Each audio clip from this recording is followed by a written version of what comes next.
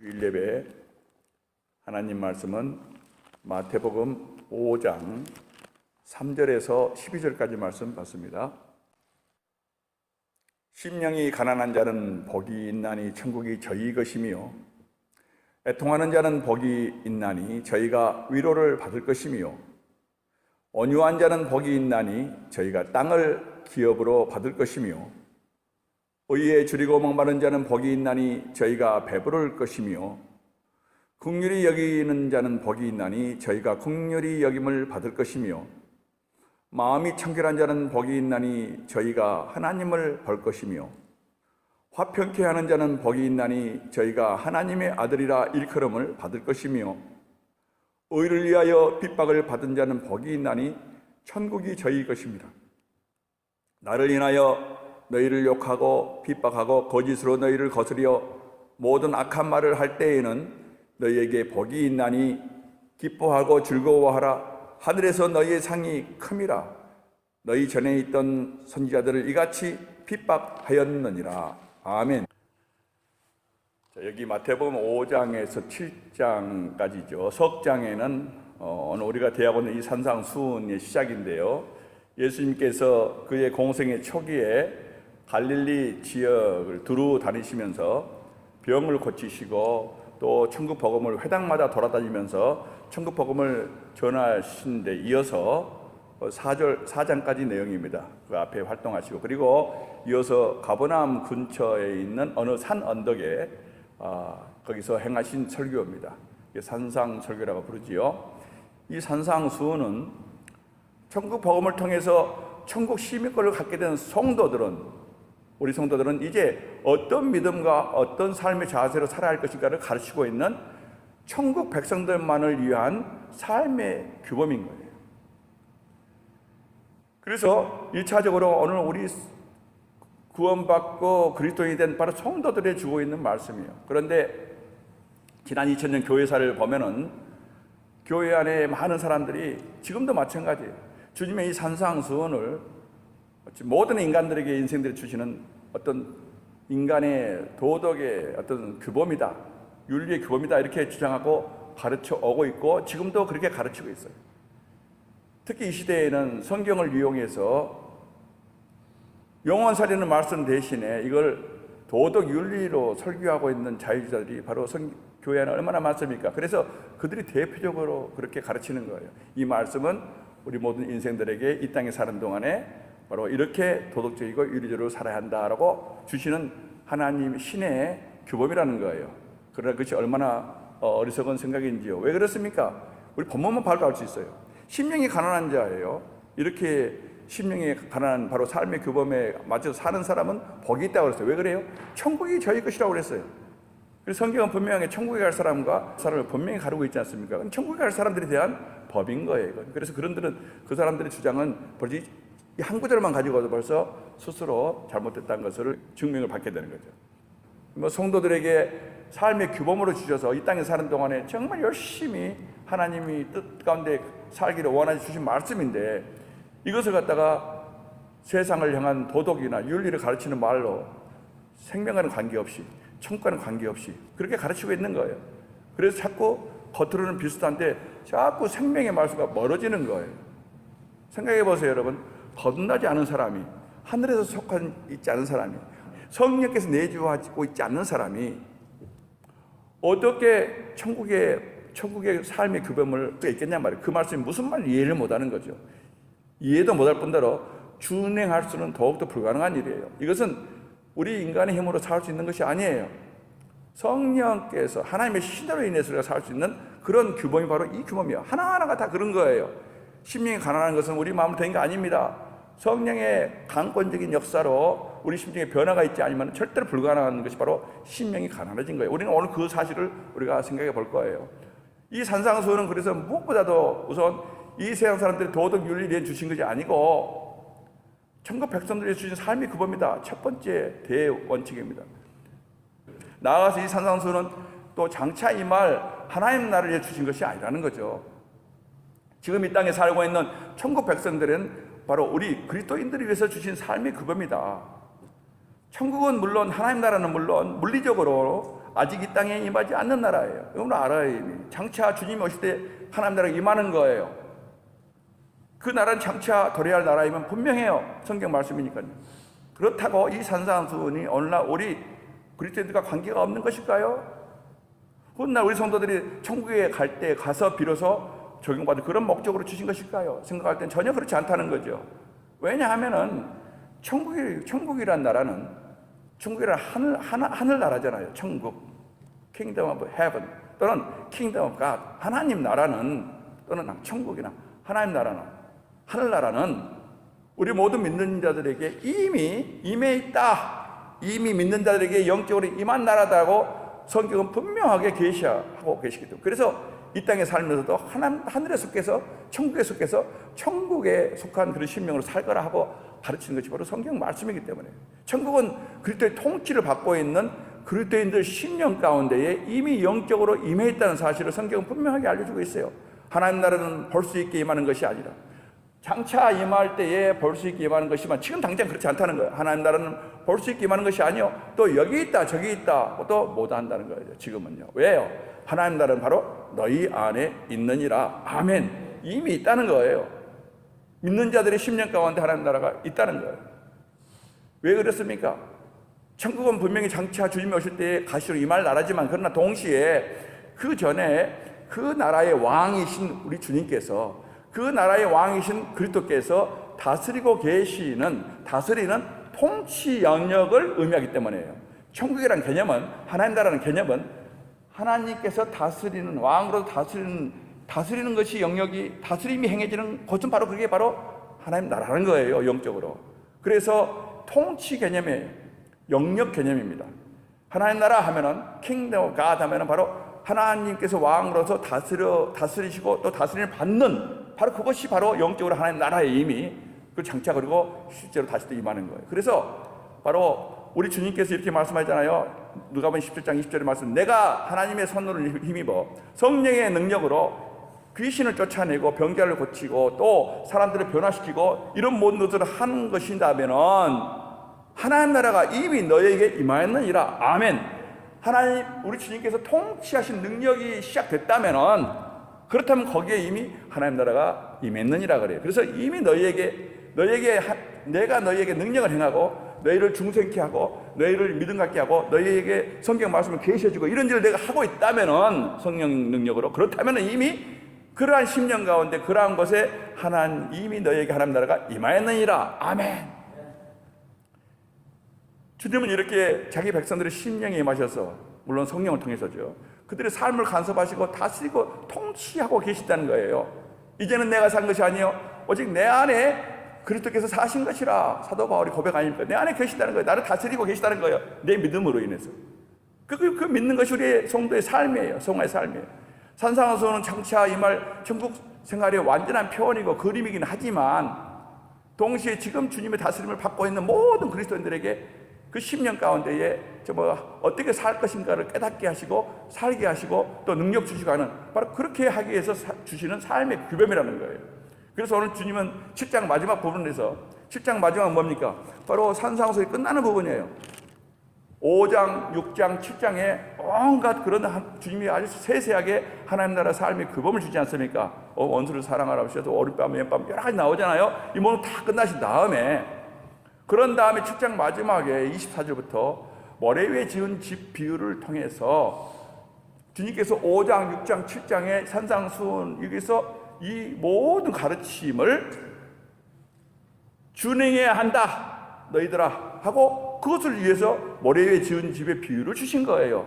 요구하고 계신 거예요. 이 땅에 살면서 내가 가르친 모든 것을 이제 너희들은 행해야 한다. 그래서 모래 위에 지은 집을 우리에게 비유로 들으신 거예요. 그러므로 누구든지 나의 이 말을, 이때까지 내가 말한 산상수훈의 모든 것을, 이 말이죠, 나의 이 말을 듣고 행하는 자는 그 집을 반석 위에 지은 지혜로운 사람 같으니 비가 내리고 창수가 나고 바람이 불어 그 집에 부딪히되 무너지지 않았나니, 이렇게 대한다는 거예요. 열심히 준행하면은 바로 신앙이 반석에 딱 선다는 거예요. 그러나 나의 말을 듣고 행치 아니하는 자들은 그 집을 모래 위에 지은 어리석은 사람 같으니, 행하지 않는 사람들, 비가 내리고 창수가 나고 바람이 불어 그 집에 부딪히면 조금만 시험이 와도 그냥 무너져서 그 집이 무너짐이 심하니라 이렇다는 거예요. 그러니 얼마나 주님이 2중 3중으로 이 말씀은 산상수훈은 바로 오늘 구원받은 너희들에게 주는 말씀이다 하는 것을 분명히 우리에게 이렇게 분명하게 확신시켜 주고 계시는 거예요. 여러분, 천국은 그리스도께서 지금 다스리고 계시는 심령들에게, 저와 여러분에게, 천국을 소망하고 있는 저와 여러분에게 이미 임해 있는 줄 믿으시기 바랍니다. 천국은 지금 이 순간 또 복음을 영접하고 있는 구원받은 자들이에요. 이 순간 어디에선가는 복음을 듣고 마침내 영접해서 지금 막 기쁨으로 눈물을 흘리고 있는 그런 영혼도 있을 거예요. 이게 천국을 침노한 자들이잖아요. 지금 이러한 자들이 지금 계속해서 이렇게 임하고 있는 줄 믿으시기 바랍니다. 이렇게 확실하게 임하는 나라가 바로 천국인 거예요. 하나님 나라인 거예요. 이것을 분명히 알아야 돼요. 나에게 일어났고 앞으로 내가 복음 전할 사람에게도 일어난다는 거예요. 그게요. 그래서 우리가 이어서 팔복이라고 하는 분리어는 바로 오늘 우리 본문 3절에서 12절 말씀은 5장에 7장에 이은 산상순 전체에 걸쳐 가르치고 있는 천국 삶의 모든 규범들의 세부 사항들이 많이 나오는데 그걸 압축해서 8개의 복으로 해서 이렇게 가르치고 있는 그런 기본 요소들이 천국 백성과 진정한 그리스도인의 성격을 이루고 있는, 성품을 이루고 있는 그런 기본 요소 8가지를 얘기하고 있는 거예요. 이 팔복의 구절들은 아주 중요합니다. 그래서 이 팔복의 이 하나하나의 그 복이 정말 여러분이 다 이해하고 계셔야 돼요. 왜? 이것을 오해하고 있는 경우가 태반이기 때문에. 이것을 깊이 오늘 가난한, 심령이 가난한 자에 대해서 생각해 볼 때에 여러분은 깊이 새겨 들으시고 그리고 메모해 놓으셔야 돼요. 왜냐하면은 이건 쉽게 잊어버릴 수 있는 거예요. 그러나 그렇구나, 이게 우리가 일반적으로 생각하는 그런 심령 가난이 아니구나라는 것을 분명히 알게 돼요. 그래서 우리가 분명히 이 하나하나를 우리가 알아야 된다. 그래서 우리 말씀이 중요하죠. 이 8개의 구절들은요, 서로가 완전히 밀접하게 연결되어 있어. 각 요소들이 순서가, 첫 번째가 심령이 가난한 거예요. 맨 처음에. 두 번째 올 수가 없어요. 이런 순서가 있고 이것을 떠나서는 안 돼요. 그래서 전체를 이루면은 천국 백성의 특성이 되는 거예요. 그러니까 오늘 저는 앞으로 시간이 하나님 허락하시면은 바로 산상수훈의 7장까지의 여러 가지를 보기를 원합니다. 우선 첫 번째 제일 중요한 것이 바로 여기 3절입니다. 팔복의 첫 번째 요소에는 심령의 가난에 대해서 가장 기본적인 거기 때문에 중요하죠. 그래서 상고하면서 메시지를 받도록 합니다. 첫 번째 복이 바로 심령이 가난한 자예요. 심령이 가난한 자는 복이 있나니 천국이 저희 것이며 Blessed are the poor in spirit이에요. Poor in spirit이에요. 그래서 가난한 사람, 심령이 가난한 사람. 가난한 자라는 말이죠. 가난한 자. 가난한 자라는 것은요, 푸토코스란 말인데요. 푸토코스란 말은 스스로의 힘으로는 의식주를 해결하기 어려운 사람을 가리키는 말이 원래가요.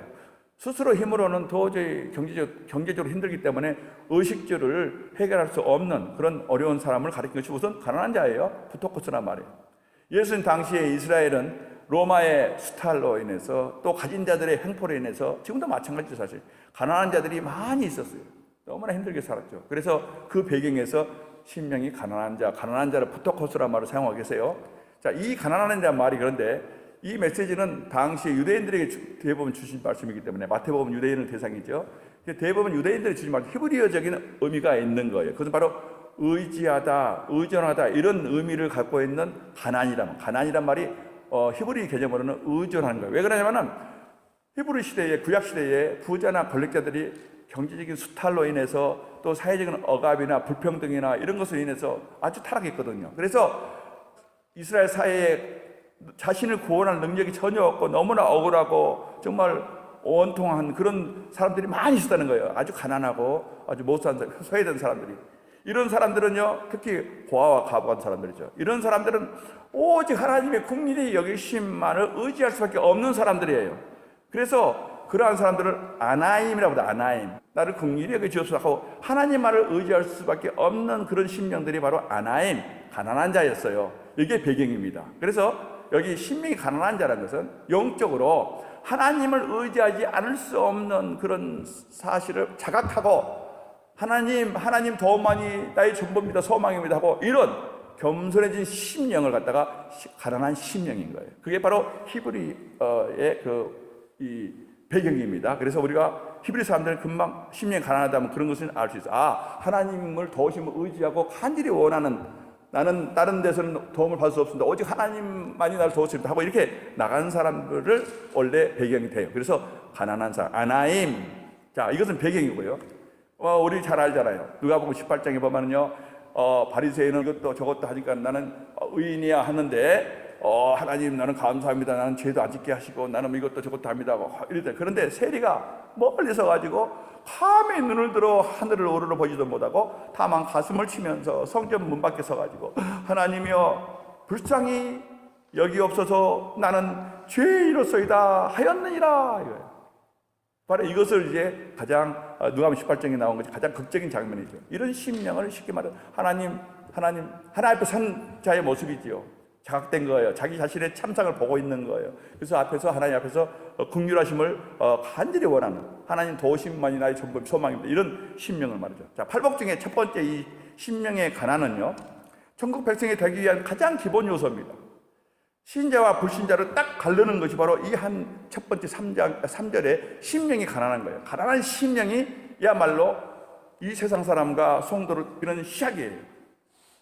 팔복에는 영적 논리가 있다고 그랬죠. 영적인 순서가 있다고 그랬어요. 그런데 이것이 바로 맨 처음에 와야 되는 거예요.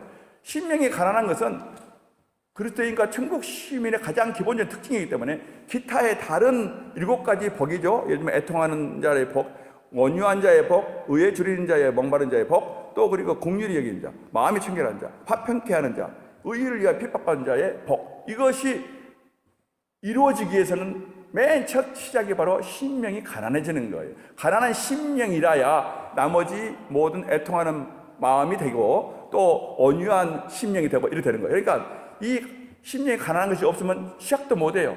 그래서 중요한 거예요. 그리고 순서가 맨 처음에 가난한 심령이 나오는 거예요. 심령이 가난한 신자와 불신자를 구별시켜주는 그런 가장 기본적인 차이다 하면 돼요. 다시 말해서요, 하나님을 만나는 자, 중생한 자 또는 예수님을 영접하는 순간에 이루어진 게 뭡니까? 심령이 가난한 사람만이 에게만 일어난 것이 바로 중생이에요. 그러니까 이렇게 되니까 시작인 거예요. 그래서 심령이 가난한 것이 꽤 중요해요. 자, 그러면 이 심령이 가난한 것에 대해서 우리가 깊이 생각해 봐야 돼요. 무엇이 심령이 가난한 것인가 과연? 자, 이 세상은요 어떻습니까? 이 세상은 내 신념, 내 의지, 내 자신을 표현하고 또 내 안에 있는 자신감, 어떤 내 안에 있는 가능성, 있잖아요. 잠재력 이런 거 있잖아요. 요새 뉴에이지 사람들이 막 안에 있는 무한한 가능성, 부추기고 격려하고 자신감을 표현하게 하기 위해서 막 가르치고 있는 것이 바로 이 세상이에요. 사람이 이 세상에 성공적인 삶을 살기 위해서는 우선 내 자신을 막 개발하고 자신에 대한 확신을 갖고, 미국 사람들이 제일 좋아하는 거 있죠. Listen to your heart 해가지고 내 안에서 예수도 없고 생명도 없는 새까맣게 죽은 온갖 부패하고 무능하고 악한 것이 있는 내 안에, 그보다 더 부패한 것이 우리 심령인데, 마음인데, 중립지 못한 마음인데, 그 마음에다가 리슨하면 어떻게 됐습니까? 바로 부패한 마음에 귀를 기울여봐야 어떻습니까? 그런데 사람들은 자꾸 이 안에 잠재력이 있다는 거예요. 세상의 바로 가르침입니다. 그래서 자신을 개발하고, 이래서 이런 생각은 이 세상에서 어디든지 가르쳐지고 있고, 학교 우리 학생들부터 시작해서 You can do it, yes I can, 긍정적인 사고방식 이런 거 얼마나 많습니까, 여러분? 하면 된다. 네 자신의 소리에 귀를 기울여라. 이런 류의 가르침들이 크게 각광받고 있는 시대가 바로 이 시대예요. 또 이것이 가르쳐져 가지고 성경에 없는 긍정적인 사고방식, 문맥도 없어요. 예수 믿으면 긍정적이 되죠, 물론. 그런데 문맥도 없이 세상에서 말한 긍정적인 사고방식을 가지고 그것이 기독교의 인양 가르친 것이 심각한 문제란 말이에요. 이것이 아주 정말 오늘날 이 시대의 마귀의 걸작품이에요. 정말 성경 말씀을 갖다가 완전히 다 끊어버리고, 이래서 정말 이런 인간적인 가르침으로 완전히 이용하고 있는, 이것이 바로 교회 강단에서 이루어진 일이기 때문에 심각한 문제죠. 그러나 오늘 우리 팔복을 보면서 우리가 다시 한번 정리해야 돼요.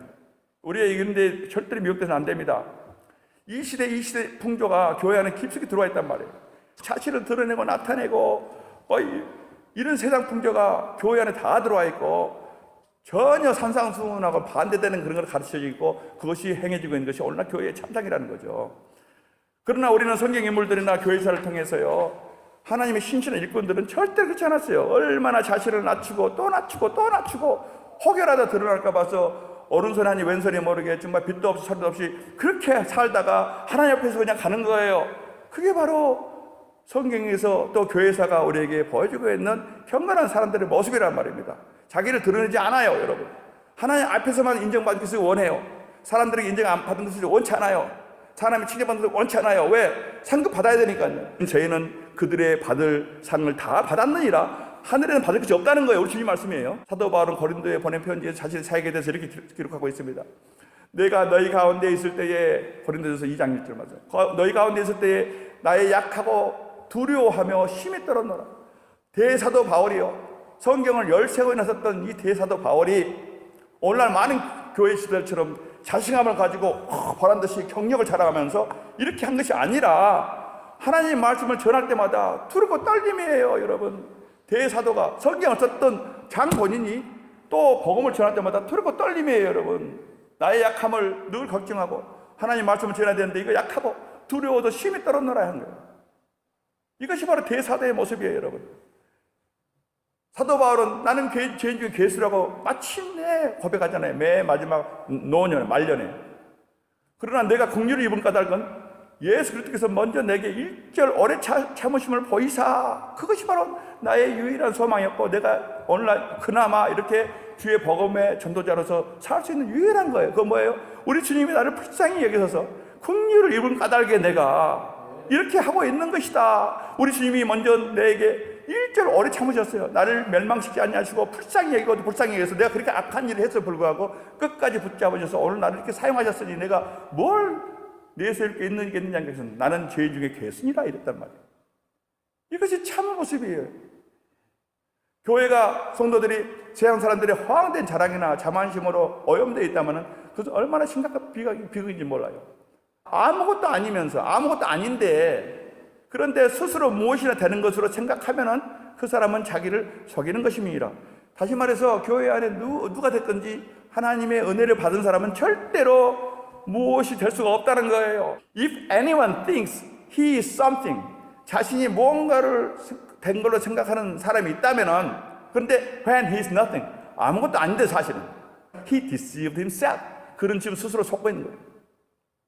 그러니까 우리 성도는 뭐가 될 수가 없어요. 주님 앞에서 아무것도 아닌 거예요. 하나님 앞에서 늘 살아가기 때문에 나는 아무것도 아닌 거예요. 내가 한 것은 아무것도 없어요. 100% 우리 하나님의 은혜로서 내가 오늘 이렇게 서고 있는 거예요. 그런데 뭔가 1% 된 것처럼 생각하면 안 된다는 거죠. 이게 가난한 심령의 가장 아주 명확하게 보이는 거예요. 가난한 심령이 뭐예요? 하나님 앞에서 I'm nothing. 왜? 진리를 알기 때문에. 구원의 은혜를 알고 있는 거예요. 내가 어떻게 구원받은 걸 알고 있는 거예요. 내가 지금 아직도 지금 지옥에 떨어지지 않고 내가 이렇게 서 있는 것을 알고 있는 거. 왜? 하나님이 지금도 긍휼을 베풀어서 나를 붙잡고 있기 때문에. 만약에 성령께서 나를 놔버리면요, 지금 또 죄까지 빠지는 거예요, 지금요. 이것을 진리를 아는 사람은 가난한 심령이 되는 거예요. 날이 갈수록 더욱더 가난해지고 더 가난해져서 사도 바울처럼 나는 죄인 중에 괴수다. 이런 자들의 천국이 그들 것이라는 거예요. 그들이야말로 천국에 속한 자들이라는 거예요, 여러분.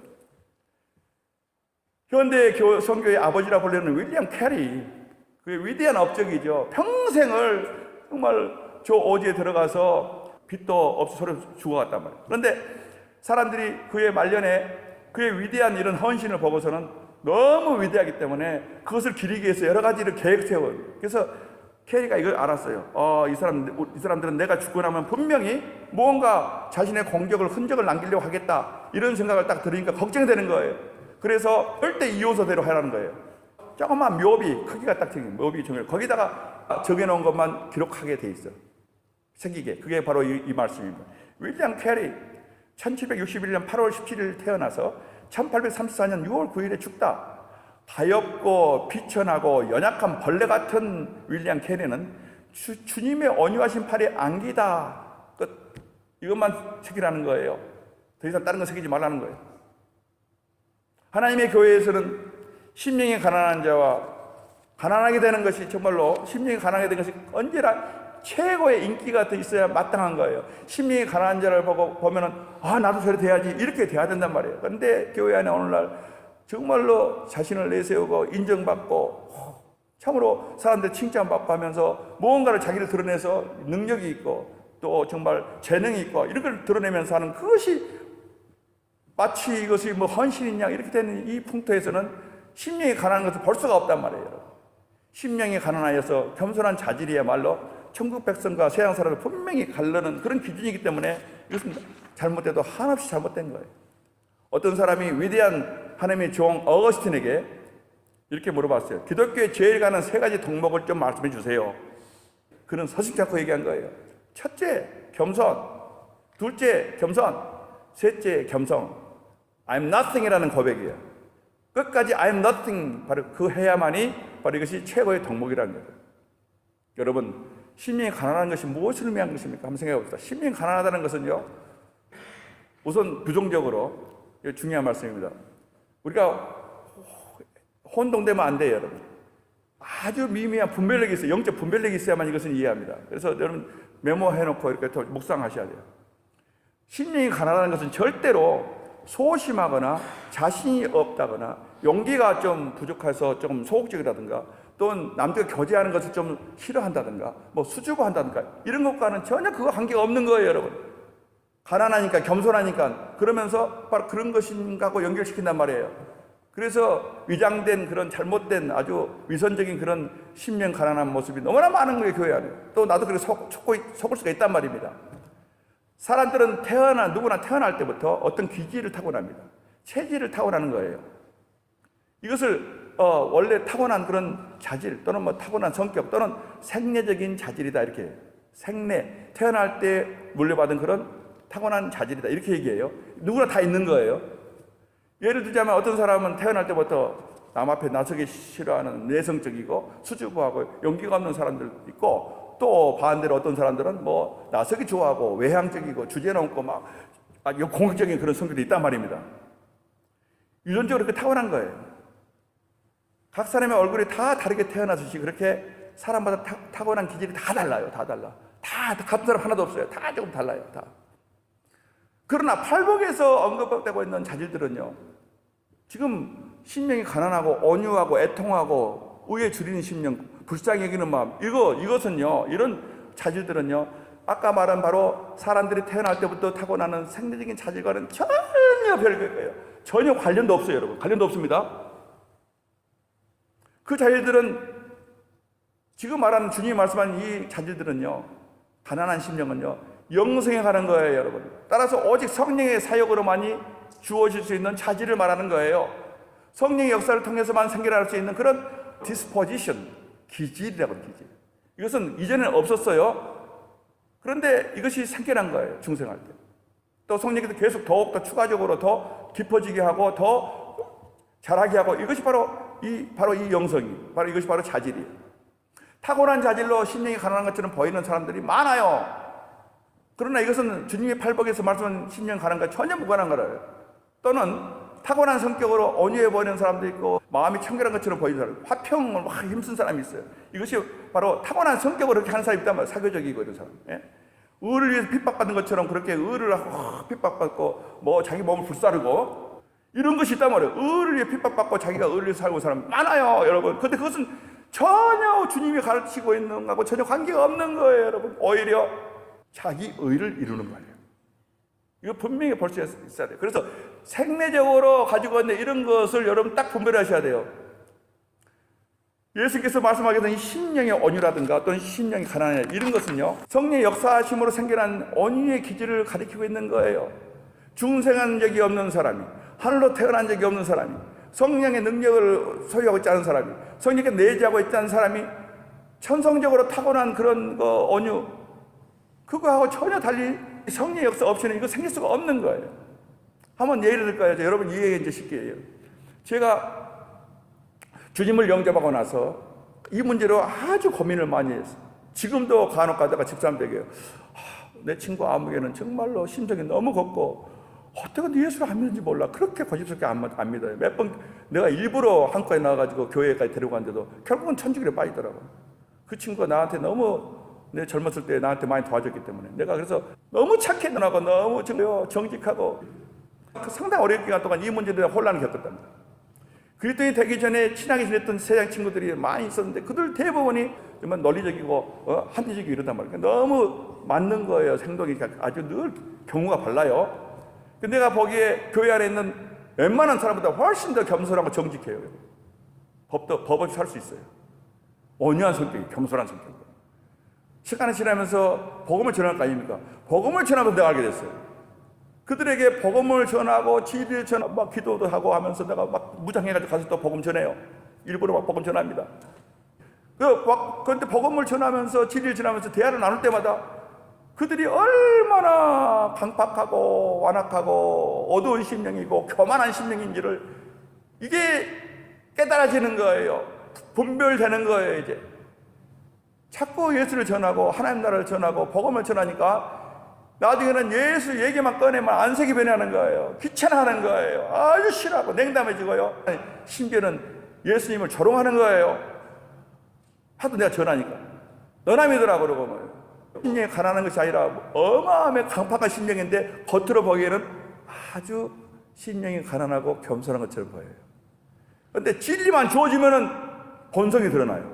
그런데 그렇지 않을 때는 한없이 좋아. 지금도 좋아요. 그러잖아요. 너무 친절하고 정말 착해요. 그런데 내가 그걸 깨달은 것이 뭐냐. 자기의 의를 이루기 위해서 그 모든 걸 하는 거라는 것을 깨닫게 된 거예요. 자기의 의. 하나님이 가장 싫어하는 거. 하나님 십자가 필요 없어요. 하나님 은혜 필요 없어요. 나는요, 내가 이렇게 한번 해서 하나님께 인정받을 수 있어요 하면서 자기 의를 위해서 심령이 가난한 것처럼 보여서 겸손하고 온갖 온유하고 긍휼을 베풀고 정말로 또 의로운 일을 갖다 힘쓰고 이러는 거예요 지금요. 그걸 내가 이게 분별이 되는 거예요 이제는요. 얼마나 강팍한지 몰라요. 그래서 이거 분명한 선이 있는 거예요 여러분. 이것 여러분들 분별하시기 바랍니다. 이 좋은 예화이기 때문에 기억하시고 이거 속으면 안 돼요 여러분. 내 자신의 신앙을 볼 때 속으면 안 돼요. 정말 나에게 심령이 가난한 과연 내가 이걸로 인해서 내가 하나님 앞에서 은혜를 받고 있는 건지 아니면은 내 의를 위해서 하고 있는지 이거 분명히 보셔야 돼요. 이 천성적인 기질은요 절대로 우리 심령에 우리가 생리적인 그런 자질은요 태어날 때부터 그렇게 좀 겸손하고 이런 것이 있어요. 소극적이고 이런 기질은 절대로 우리 심령에 변화를 줄 수가 없는 거예요. 왜요? 자연인이기 때문에, 육신적이기 때문에 절대로 우리 심령에 근본적인 변화를 줄 수가 없어요. 그러니까 분명히 하셔야 됩니다 여러분. 그러나 하늘로서 새로 태어난 사람에게 성령의 역사로 말미암아서 우리가 뭔가 변화가 있어요. 특히 오늘 주제가 심령이 가난해졌어요. 놀라운 일 변화가 돼요. 필요한 것은 또 더 정말 강하게 만들어서 더 사용하고 필요 없는 것은 악한 것은 좀 변화시켜요. 얼마나 이게 예가 많습니까? 이 성경 인물이나 마찬가지고 교회사 우리 하나님 위대한 종들이 대부분 다 그래요. 유명한 요한에슬레 간유교회 창시자 정말 대표적인 예죠. 이 사람은 천성적으로 대단히 강한 사람이에요. 사도 바울처럼 자만심이 대단합니다. 그런데 이 사람이 중생을 체험한 후에는요 정말 그처럼 심령이 가난한 사람이 또 있을까 할 정도로 복음의 영광 안에서는 항상 엎드려 살고 있는 거죠. 또 하나님 앞에 은혜를 사모해서 그렇게 깨어 기도하고 하나님 성령 충만 허락하옵소서. 하나님 앞에서 늘 거지처럼 거지가 돼가지고 하나님 도움 없이는 능력 없이는 안 됩니다 하고서 늘 그 성령의 사람이에요. 그 사람 성질이 급해서 오래라고 별명받은 누굽니까? 사도 요한입니까? 얼마나 성질이 급한지 몰라요. 그런데 뭐예요? 나중에는 사랑의 사도가 된 거예요. 요한이 생리적인 것이 바뀐 거예요. 성령에 주신 그 심령의 변화로 인해서 그 새로운 자질이 아예 덮어버린 거예요. 그래서 성질이 급하고 정말 이런 남의 잘못된 것을 보면 참을지 못한 그런 사도 요한의 성격이 이 정말 사랑으로 그냥 덮어져 버린 거예요. 소심하고 비겁했던 베드로가 넓은 마음이 되잖아요. 나중에 소심하고 비겁했어요. 그런데 담대해지고 넓은 마음이 돼가지고 정말 주님처럼 바로 십자가에 죽을 수 없다. 거꾸로 메어달라. 이렇게 담대하게 순교했던 매사에 자신감이 넘치고 오만했던 사도 바울이잖아요. 사도 바울이 사울이에요. 사울이 바울 됐잖아요. 큰 자가 작은 자가 이름도 바꿨어요. 큰 자였는데 작은 자가 돼버린 거예요. 바울 바뀌어 버렸어요. 그래서 그렇게 오만하고 정말 칼같이 정말 정죄했던 그런 성격이 겸손과 사랑의 사도로 본질적으로 변화되어 버려요. 그것은 성령 주신 그런 자질이 바로 자신의 원래 있던 생리적인 것을 갖다가 정말 변화시켜 버린 거예요. 그러나 생리적인 것은 절대로 우리 심령을 변화시킬 수 없는 거예요. 절대로. 이렇게 심령이 가난하다는 것은요 우리가 천성적으로 타고난 어떤 성격이나 체질을 말하는 게 아니라는 거죠. 이것은 중생한 이후에 성령께서 정말 나에게 주신 가장 큰 선물 중에 하나가 바로 이 내가 심령이 변화되는 거예요. 심령이 가난하다는 의미를 좀 더 깊이 알아봐야 돼요. 심령이 가난한 것에 대해서 한번 성경의 예를 보면서 우리가 그 그림을 볼 수 있어야 돼요. 그래서 한번 몇 가지 들어줍니다. 심령이 가난한 것에 대해서 이사야 선지자가 하나님 말씀을 이렇게 전합니다. 기존 무상하며 영원히 거하며 거룩하다 이름하신 자가 이같이 말씀하시되 내가 높고 거룩한 곳에 거하며 통회하고 마음이 겸손한 자와 함께 거하나니 내가 비록 높은 곳에 있지만 그러나 통회하고 마음이 겸손한 자가 있다면 내가 그 내려와서 함께 거하나니 이는 겸손한 자의 심령을 소송케 하며 통회하는 자의 마음을 내가 소송케 하려 함이라. 아멘. 뭡니까? 통회하고 마음이 겸손해 회개하며 자기 죄에서 우울해있는 이런 겸손한 자에게 하나님이 내려오셔서 겸손한 자의 심령을 소송시켜, 그리고 통회하는 마음을 소송시키겠다는 거예요. 그래서 하나님께서 이 마음을 만들어 주신다는 거예요. 바로 이것이 오늘 심령이 가난하고 심령이 온유하고 심령이 애통하고 심령이 의가 즐기고 심령이 긍휼히 여기는 마음이고, 이것이 바로 하나님의 일을 주시는 거예요. 우리는 이런 정말 사람들을 신구약 성경 통해서 얼마나 많이 기드온이 하나님 오셔가지고 바로 큰 일을 알려주시고 내가 이 일을 너를 통해 하겠다 했더니 기드온이 깜짝 놀래가지고 뭐라 합니까? 보소서 나의 집은 므낫세 중에서 극히 약한 집안이요 나는 내 아버지 집에서 제일 작은 자인데 어떻게 그 일을 감당하겠습니까? 나는 부족합니다. 나는 부족합니다. 나는 이에 합당치 못한 그런 자입니다 하고선 극구 하나님께 사양하잖아요. 자신의 이 연약함을 성령께서 주신 마음이에요, 여러분. 그러니 하나님이 더욱더 그 마음을 주셔서 계속해서 자신의 연약함을 고백하게 하고, 그래서 하나님의 능력에만 힘이 줄 수 있도록 그렇게 인도해 나가시는 거예요. 결국은 기도원이 쓰임 받잖아요. 그래서 하나님께서 정말 하나님께 앞에서 엎드러지고 또 낮아지고 더 자신의 발가벗은 모습, 나에게는 아무것도 없습니다는 것을 고백하고 고백하는 그런 기도원을 인도하셔서 결국은 큰 일을 맡겨주시죠. 이사야가요 6장에 보면요 성전에서 하나님의 영광이 임장을 봤어요. 그전에는 심령이 가난하지 못하고 겸손치 못했어요, 하나님. 그런데 이사야가 하나님의 영광을 목격한 거예요. 그 어마어마하고 황홀한 장면을 목격한 거예요. 그룹 천사들이 왔다 갔다 하면서 우리 하나님의 옷자락이 막 보였단 말이에요, 거기서 성전에서요. 그랬더니 이사야가 엎드려서 화로다 나여 망하게 되었도다. 나의 입술이 부정한 사람이요 입술이 부정한 백성 중에 내가 거하니 만군의 여호와인 왕을 내 배웠음이라. 나는 망했다. 이제 나는 끝났다. 이 거룩하신 하나님 앞에서 내가 뭘 입술이 부정해서 견딜 수가 없는 거예요. 하나님을 뵙지 않으면은 심령이 이렇게 나아질 수가 없는 거예요. 제가 뭘 말씀드리고 있습니까? 하나님을 뵈야만이 심령의 가난이 임한 거예요. 아멘. 예수님을 만나야만이 복음을 접하고 성령의 역사가 있어야만이 하나님의 거룩하심을 깨달아야만이 십자가에 하나님의 거룩하신 하나님께서 나를 위해 십자가 못 박으신다는 이 진리가 내가 정말 믿어져야만이 심령이 낮아지고 또 낮아지고 가난한 애 되고 I have nothing in my spirit 이때는 거예요, 여러분. 그전에는 절대 못 일어나요. 물론 성령의 역사입니다. 다윗이 얼마나 시편 보면은 여호와여 나는 가난하고 궁핍하오니 주께서는 나를 생각하시오.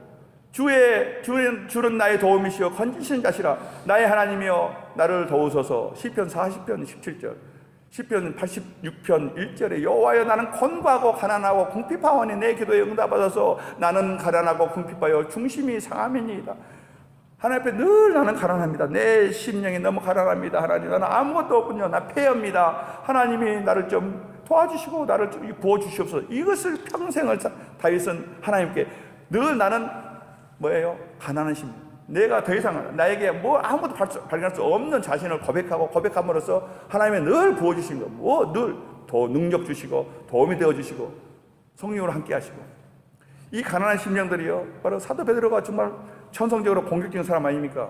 성경에는 이런 얘기가 가득 나오고 교회에서도 마찬가지입니다. 우리는 이런 사람들의 예를 보면서 바로 심리에 가난한 것이 뭔가를 설명하기 힘들지만 영적인 말씀, 그러나 예를 보면서 변화를 보는 거예요. 그러면서 가장 그림을 보면 돼요. 사도 베드로 보면 여러분 얼마나 자기 주장이 강합니까? 급하고 자신만만했던 사람이에요.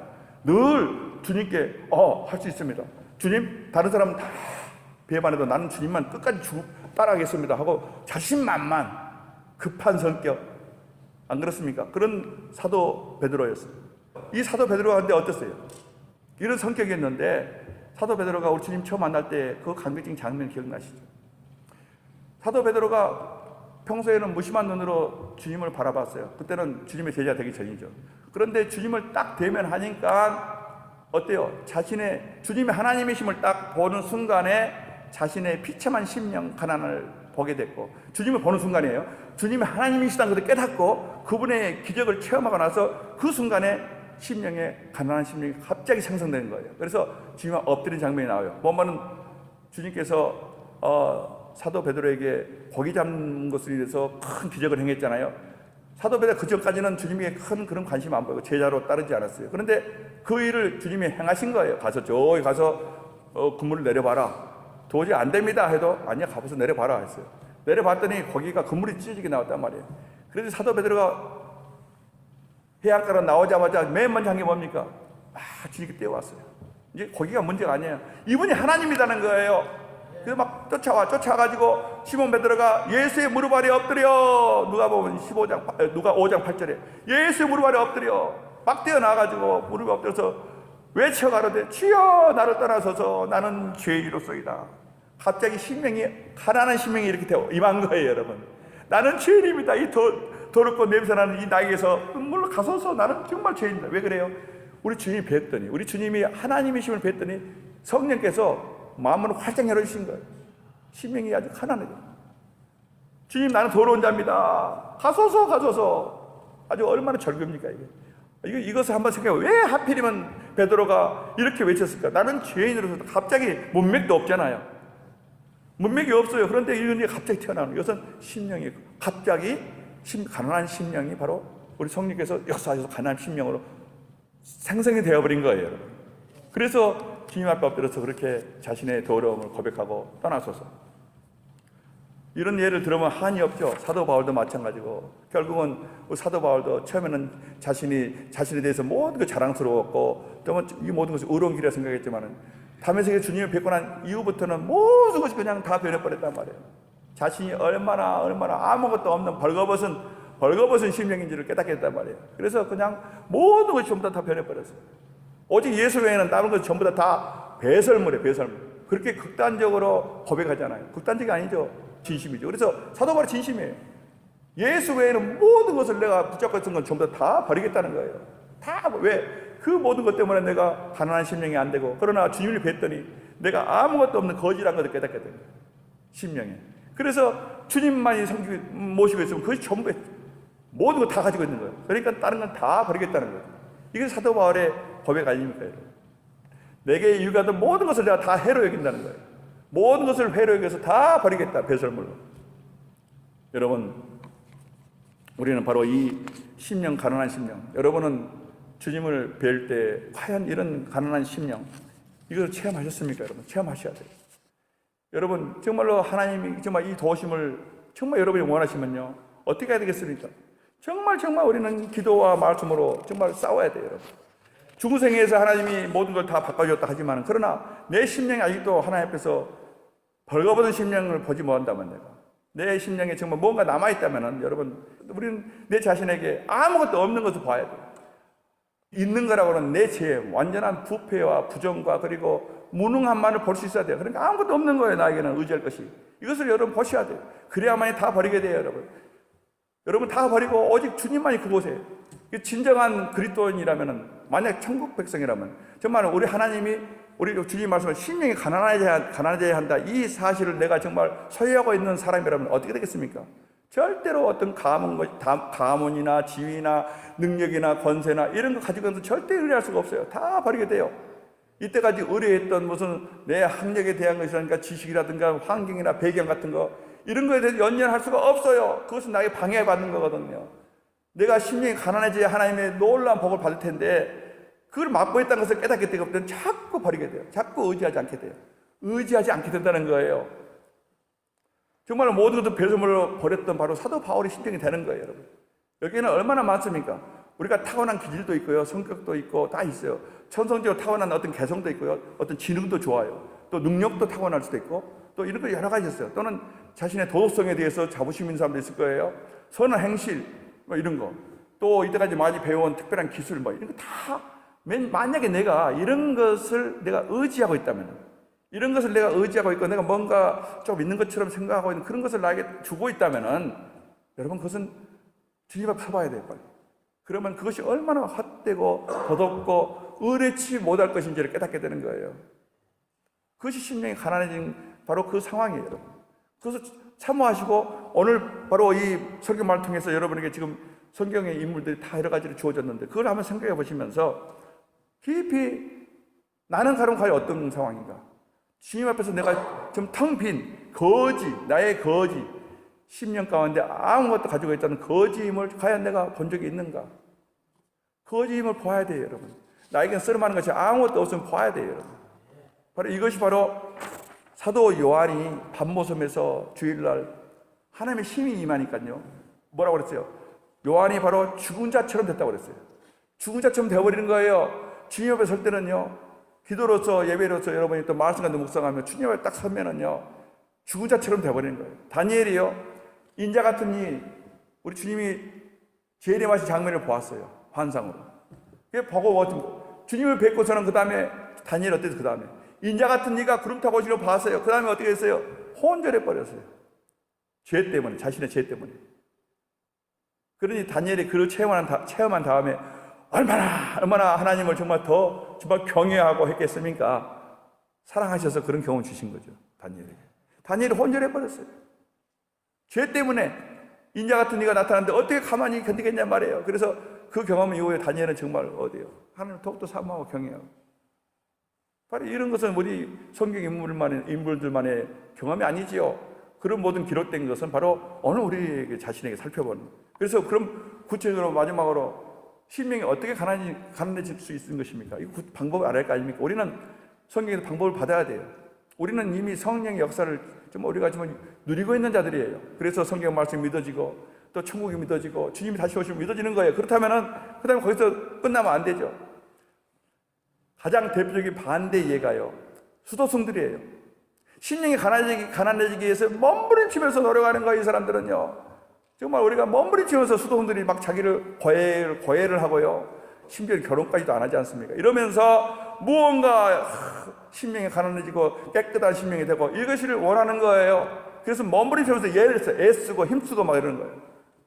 여러분, 그러면 어떻게 되겠습니까? 오히려 반대가 되는 거예요. 오히려 심령이 가난해진 게 아니라 오히려 심령 안에 찌꺼기들만 사는 거예요. 왜? 자신에게 모든 초점을 맞추고 있거든요. 자신의 행위나 자신의 각오나 자신의 결단이나 이런 것에 의지해서 뭔가를 잃어보려고 하는 거예요. 비워보려고. 그러면 더 차요, 더 차. 왜? 전부 자신의 것만 있으니까. 그래서 오히려 반대예요, 여러분. 자신을 더욱 의식하게 될 뿐이고 심령은 오히려 그만큼 덜 가난하게 돼요. 더 막 자기가 한 것이 많게 되면 자꾸 뭔가 쌓여가는 거예요. 자기가 이것도 하고 저것도 하고 해서 되겠지 하면서.